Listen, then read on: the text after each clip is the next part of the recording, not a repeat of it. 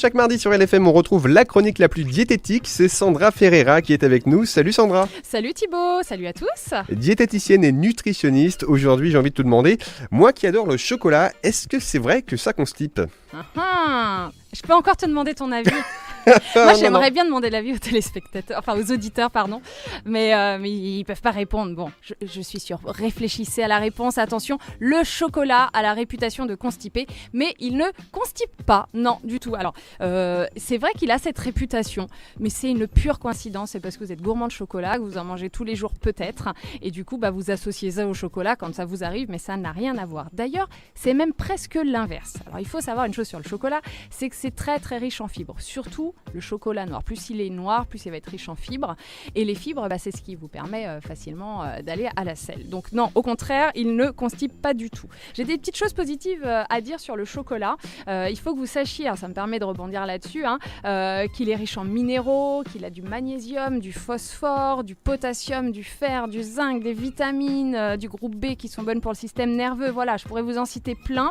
Et qu'il n'est pas du tout interdit. Je suis diététicienne, je suis celle qui dit que rien n'est interdit, sauf s'il y a une maladie particulière. Donc le chocolat, on ne le supprime pas, on le garde dans un équilibre alimentaire global. Bien sûr, c'est mieux de favoriser du chocolat noir que du chocolat au lait hyper sucré avec des noisettes. Tu avais peut-être une question là-dessus, non ? Justement, à partir de combien de pourcentage le cacao devient du chocolat noir ? Enfin, je sais pas si je l'ai bien posé la question. Cacao J'ai devient pas la chocolat... réponse exacte, mais je peux te dire juste que à partir de 72%, on est vraiment pas mal. Donc s'il y avait un chiffre à retenir, 72, c'est le chiffre du jour. Mais c'est le mien tout du moins. Alors peut-être qu'il y en a qui le considèrent noir avant. Moi, je trouve qu'il faut 72 minimum. Est-ce que tu sais qu'il a un pouvoir magique, le chocolat noir ? Aphrodisiaque peut-être ? Ah, c'était pas celui-là, hein. Toi, t'es donc coquin. il en a deux. Alors, aphrodisiaque, je ne sais même pas si c'est prouvé, je n'en sais rien. J'ai vu ça dans un film. Un film pour tout public. Non, je blague. Mais non, il a surtout un rôle antidépresseur.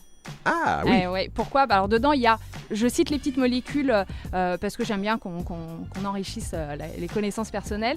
Il y a de la théobromine qui est un stimulant, donc là on est pas mal pour le côté on va dire aphrodisiaque, mais surtout de la tyramine et de la phényléthylamine.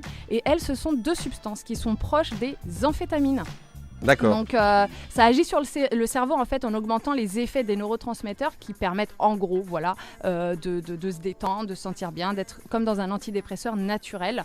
Et c'est même assimilé, attention à ce que je vais dire, aux effets du cannabis en fait. Donc pourquoi c'est légal ? Je ne sais pas, mais par contre, changez. Je ne sais pas, mais par contre, changez, prenez du chocolat, au moins, vous pouvez aller l'acheter et puis ça vous fait du bien. Non, sincèrement, je voulais vraiment qu'on déculpabilise les gens du chocolat.